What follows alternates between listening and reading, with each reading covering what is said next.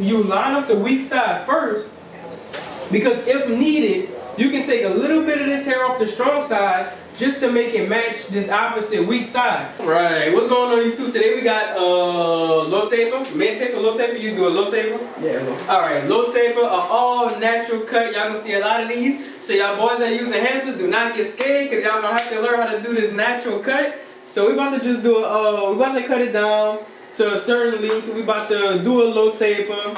You keeping the beard? Keeping the little, okay. He's keeping this part right here, and yeah, we ain't gonna hold y'all really too long. We're gonna get straight into the details of the video. We're gonna get straight into it. So we're gonna start cutting everything down with the grain because this is a low cut. We're gonna start, okay, let me explain this to y'all real quick.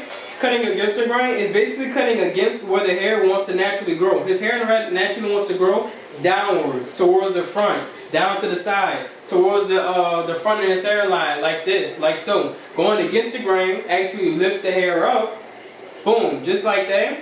So whenever you're going against the grain, whenever you're cutting with a guard or whatnot, it cuts it down a lot shorter because it's not, I'm gonna be honest with you, I honestly don't know why it cuts it shorter. I guess because the hair is now lifted up, and then now the hair or the guard or the clipper guard could get closer to the scalp. But cutting with the grain actually cuts it down to the true, 1.5 length. So that's what we're doing right now. We're gonna go with the grain because we do not want to cut it down too short. And the 1.5 is too thick because it does like a wavelength. When your client comes in and he says he wants a wavelength or whatnot, it's either going to be one of two guards. It's either going to be this 1.5 guard, which is the guard after this guard, this one guard. The one guard is usually the sweet spot. But whenever you're dealing with hair textures like, I would say like curly or straight hair, you want to make sure when you're taking the hair down, you want to make sure you use a higher guard first and then slightly work your way down to a lower guard. So for the first guideline, to start this off, we're going to close the lever. We're doing it with our clippers instead of our trimmers because our trimmers will set in a hard guideline. And a hard guideline will be harder basically to take out. We're going to set in our first guideline in a circular shape. But we're going to set it in kind of closer to his earlobe, the circular shape. Because we want to preserve all of this hair right here for our C-cup area. So basically whatever we do on one side, we will do to the other side. And I'm going to use the other side of the other corner of my clipper just to set in or make sure that both sides are even. Because we don't want one taper way up here and one taper way down here. We want both sides to look identical. For the back taper, we're going to start our guideline just going straight across. There's no need for us to make a horseshoe or half of a rainbow or half of a circle type shape because he has nice full thickness in the back of his neck area, so there's really no need for us to round it off. To start the tape off, we're going to open up the lever all the way, go up in the same exact shape, basically the foundational shape, which will be the first guideline that we had set in. And we're going to follow off of that guideline right there. And then we're going to start fading down, slowly moving the lever down all the way till we get to this first guideline that we had set in with the lever all the way closed. So we're basically starting with the lever all the way open, moving down with our notches with our clipper until we get to the waypoint where it's the lever all the way closed. And that will be the end of that first beginning of the taper from the second guideline to the first guideline.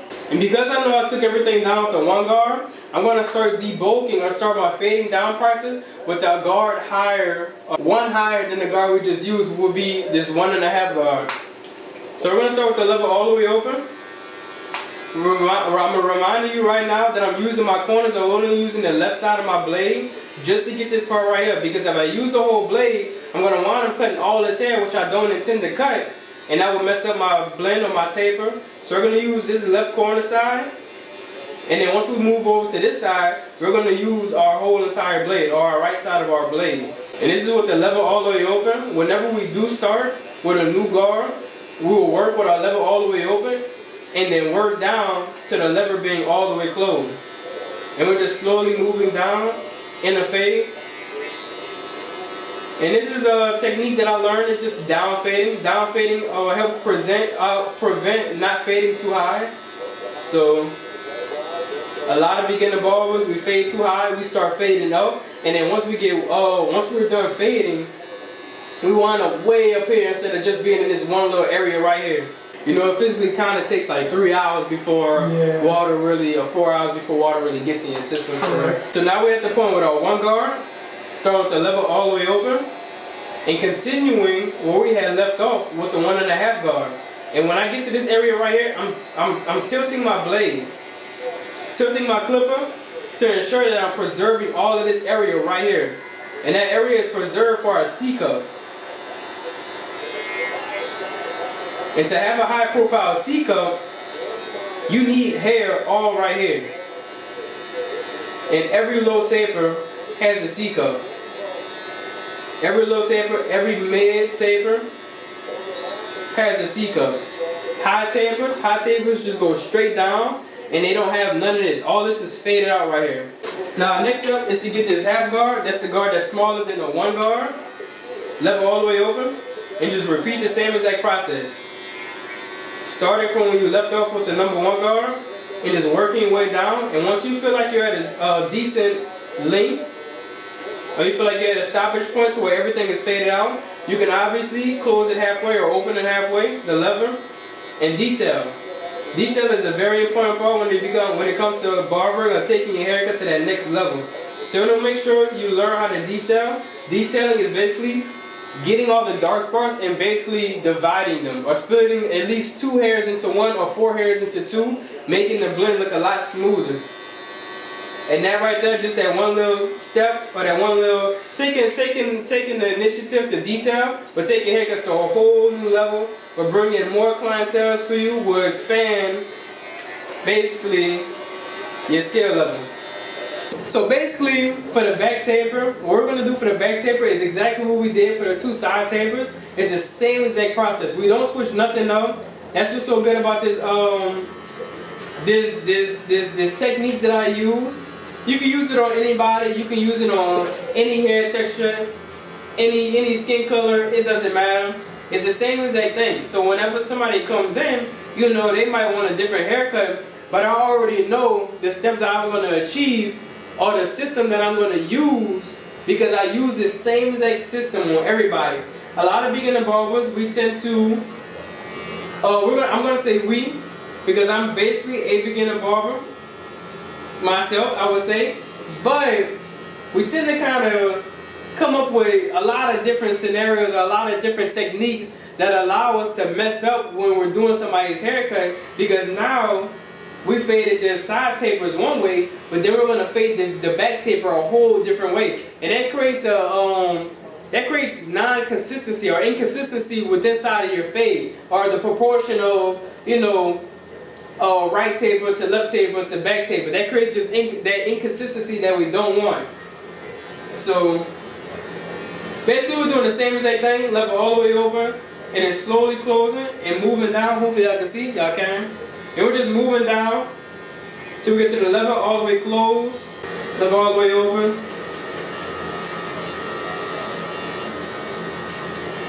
And a lot of y'all still might ask, why are you choosing to use the 1.5 guard and not the 1 guard? The reason why I'm using the 1.5 guard is because I physically know that anything above a 1 guard, or anything above the guard that I took the hair down with, will physically remove the hard bulk at the top of the fade. So with that being said, because I know I took his hair down with the 1 guard, I know the 1.5 is the next step, or my beginning process when taking out the bulk and then fading down. If I was to take his hair down with the half guard, the highest guard that I would use in the fading process would be the 1 guard. If I was to use the number 2 guard, I'll take his hair down with the number 2 guard, the highest guard I would use for my fading down process will be a number 3 guard, and so on. 1 guard. Look how quick that process was. I'm going to slowly take this half guard and get out any imperfections that I see, like right here.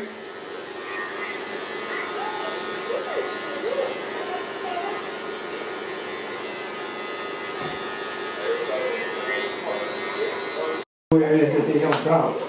Yeah. And that'll kind of tell you everything from that side. That's kind of the resume I'm going to tell you on that end.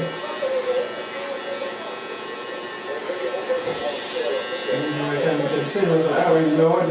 They've shown that, you know, they help other people with it. Yeah, now I'm going to put my money there.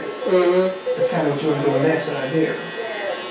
Otherwise, it becomes just policy because they're going to give you what you already know. But because the hardest part is policy and trusting yourself at that point.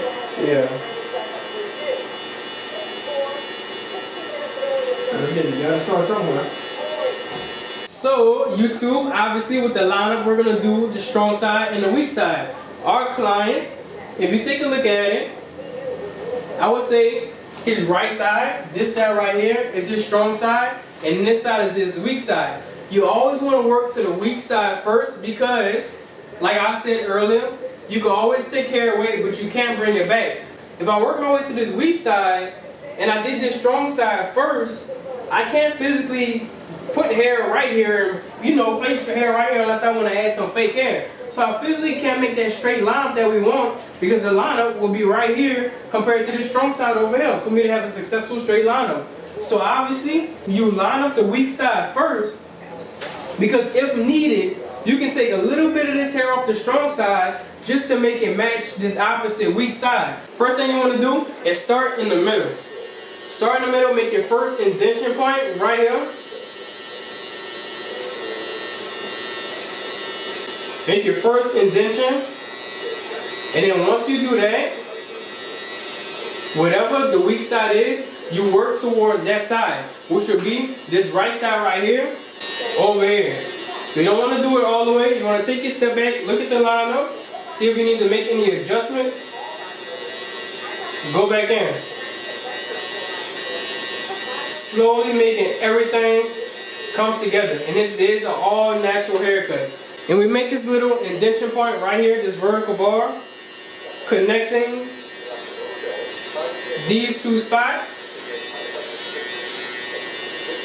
It's good to know the lineup prep because when you're doing all natural haircuts, that's when they count the most. That's when the lineup prep counts the most. However you have your preparation towards the lineup before you start, when you're doing an all natural cut, a lot of people like all natural cuts because barbers physically do not know how to put enhancements on people's heads.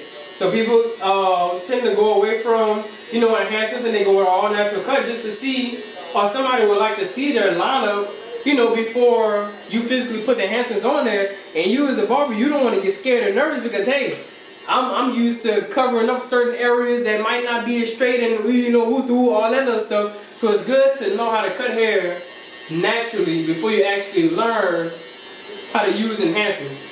And we're just working our way over, matching our sides. Wherever this side ended, right here by his eyebrows, I'm going to also make this side end.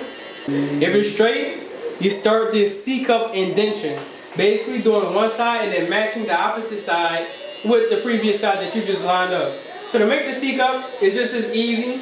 I kind of like to do a little slant down towards his ear, or to the top of his ear, and then taking the corner of my blade and making this rounded C-cup part right here. So we're basically making these two parts just meet up. And then all the excess hair below that, we're connecting them.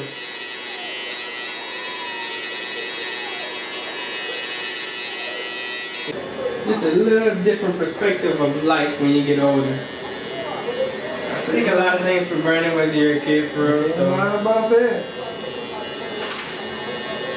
one thing I want to do a lot is, what is it called? When you jump out of the plane and you just, I can't do it. I can't never do it. I want to do it, but man, what's the percentage of somebody dying a year from? Because people actually die, and from that, and nobody's better than the next person. That 1% can possibly be you. That 3% in the world, 0.5%, it could most definitely be you. That one instant when you sitting there, we already done jumped out. We sitting there doing this, and then boom, and I fall into my desk screaming and hollering. At that point, I'd probably just be like, I probably just calm down and just be like, yeah, I probably just start praying and that's it. Yeah, at the same time, you're not drinking a lot of water. So yeah. that's the thing, man. Alright, YouTube, this is the final result of the cut right here. Nice, clean, low taper. I'm about to turn the client around. Put your head down a little bit for me. Nice, clean neck taper. Nice, clean neck lineup. This is the opposite side, right here. Boom. Nice, a very nice, clean haircut. Anybody could do if y'all follow these steps. Pay attention, follow these steps, take notes.